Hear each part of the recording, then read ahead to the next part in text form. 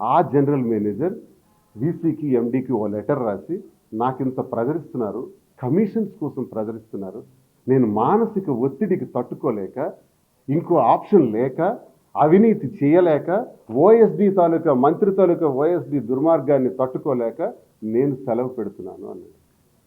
మరి దీని సంగతి ఏంటి? మిస్టర్ కృష్ణదాస్ పరామర్శిద్దామా? పరామర్శించరా? మరి ఈయనకి జరిగిన అన్యాయానికి రాష్ట్ర స్థాయిలో నిన్ననే, ఈరోజు సౌమ్యకి జరిగింది, ఓకే అచ్చెన్నాయుడు చెప్పాడు కాబట్టి కృష్ణదాస్ వెళ్ళి పరామర్శిస్తాడు, వెళ్ళి సంఘీభావం తెలిపిస్తాడు. మరి ఈయనకు పరామర్శించవా మిస్టర్ కృష్ణదాస్ అండ్ ధర్మాన ప్రసాద్? మరి దీనికి ఏమంటారు? ఇది మానసిక ఒత్తిడి కాదా?